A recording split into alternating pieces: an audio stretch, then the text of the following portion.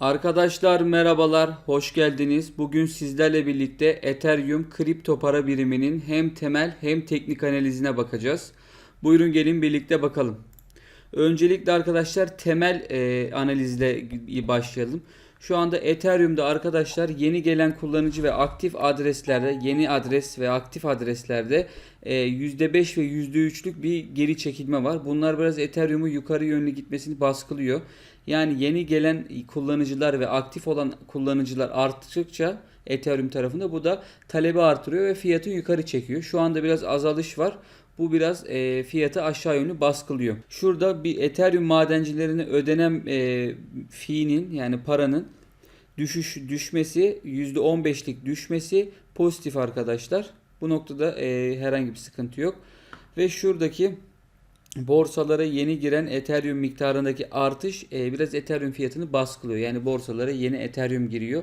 Bu nokta baskılamakta. Burada arkadaşlar şu an baktığımız zaman nötr olduğumuzu söyleyebiliriz. Yani şuradaki kullanıcı sayılarında artışlar olmuş olsaydı eğer pozitif olduğu, daha net pozitif olduğumuzu söyleyebilirdim. Şu an için nötr pozitif olduğumu söyleyebilirim.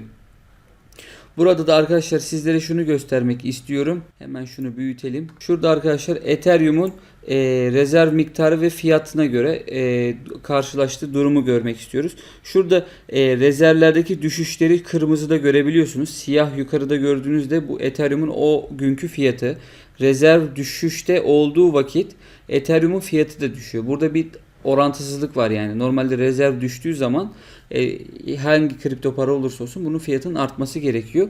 Burada bir manipülatif hareket olduğunu söyleyebilirim bunun. Lakin daha da düştükten sonra Ethereum fiyatında bir artış geliyor. Durum bu. Ethereum'daki bir manipülasyon olmuş da olabilir. Ama bu fiyatlara ufak ufak yansımaya başladı yukarı yönlü. Ethereum'dan da kısaca bahsetmemiz gerekirse arkadaşlar Ethereum nedir? Ne zaman yapıldı? Kim tarafından yapıldı? Nerede üretildi? Şurada göreceğiniz gibi Rusya ve Kanada Rusya ve Kanada vatandaşı olan insanlar tarafından yapıldı. 2013 yılında C++ dili kullanılarak bu yapıldı. Peki arkadaşlar Ethereum'u tek kılan yani unique kılan nedir?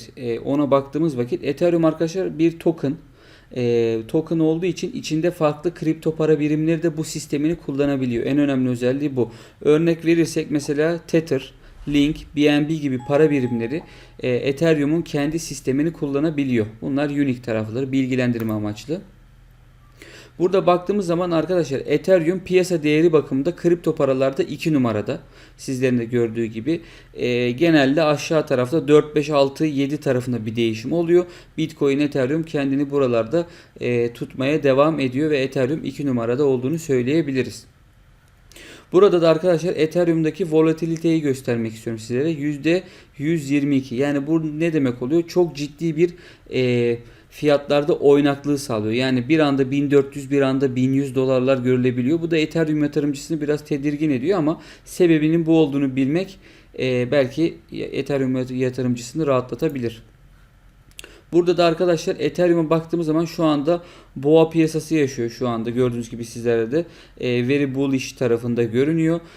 Geri kalan herhangi teknik taraflarının hepsi de şu anda pozitif görünmekte. Onu söyleyebilirim. Ethereum'la ilgili son çıkan haberde sizlerin de göreceği üzere biz şurada Bitcoin'e gelen zayıf fiyat taleplerinden sonra Ethereum burada ciddi bir fiyatlama yapabilir. Bu eşikte olduğu söyleniyor. Hatta şurada da Ethereum 1160 ile 1260 aralığında bir talep göreceğini söylüyor. Şu anki fiyatı da zaten onların üzerinde. Burada bakarsak Ethereum şu anda en yüksek olduğu günün 5 gün gerisinde arkadaşlar. En yüksek 1323 dolarmış. Şu anda onun %7 %8'lik gerisinde. Onu söyleyebilirim. Şunu da ekleyeyim. Yani Ethereum bu fiyatın çok çok üstüne çıkacağını ben kendim öngörüyorum arkadaşlar. Şurada Grayscale tarafına baktığımız zaman Grayscale'de biraz dikkat çekici bir durum var. Grayscale 7 günlük değişim ve 30 günlük değişimde arkadaşlar Ethereum'u sepetinden çıkarmış. Yani 1406 adet son bir haftada Ethereum'u sepetinden çıkarmış. Onun yerine Bitcoin ve Litecoin eklemiş ağırlığında ve Bitcoin Cash eklemiş. Burası biraz düşündürücü. Yani burada bir artış olmasını beklerdim açıkçası.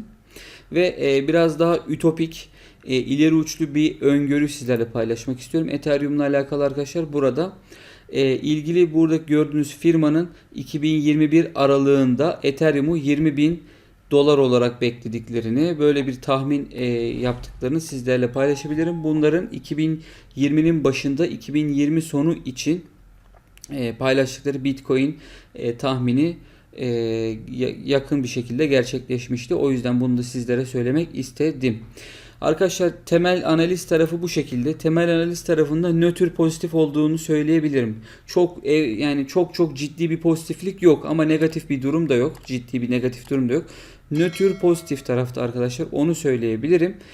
Buyurun gelin.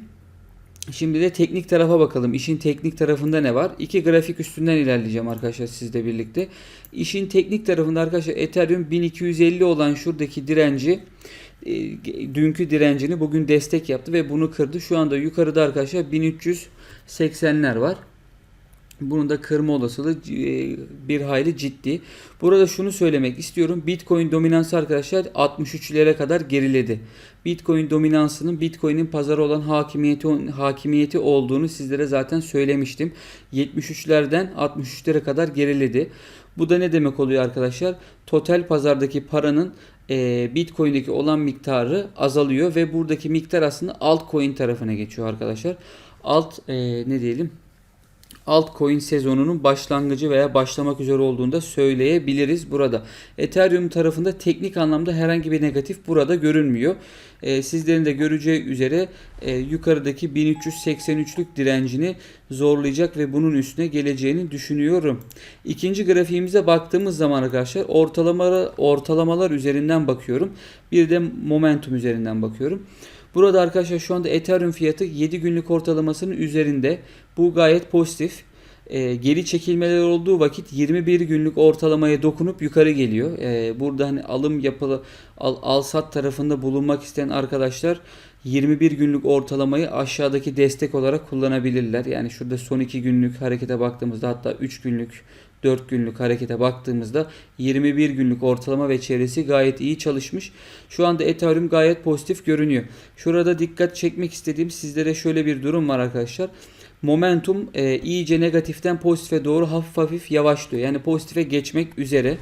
Şurada arkadaşlar bakın, pozitife momentum şurada geçtikten sonra 673'lerden 1400'lere kadar geliyor. 1350'lere kadar geliyor. Yani ikiye katlıyor. Burada geçtikten sonra ciddi manada yukarı yönlü bir hareket yapacağını düşünüyorum Ethereum'un. Videoyu toplamamız gerekirse arkadaşlar, Ethereum'da hem teknik hem temel hem teknik tarafına baktık. Temel taraftaki pozitif, nötr pozitiflik, teknik taraftaki pozitiflikten sizlere bahsettim. Burada arkadaşlar piyasa artık Bitcoin tarafındaki çekilip altcoin'lere giriş yaptığını sizlere söyledim. Buralarda takip edeceğiniz altcoin'leri ben zaten favori altcoin sepeti diye bir video düzenlemiştim. Onu da hemen yukarıya koyuyorum zaten. Yukarıdan da ona tıklayıp onu da izleyebilirsiniz. Eğer videoyu beğendiyseniz beğenmeyi ve abone olmayı lütfen unutmayın. Teşekkür ederim. İyi akşamlar diliyorum hepinize.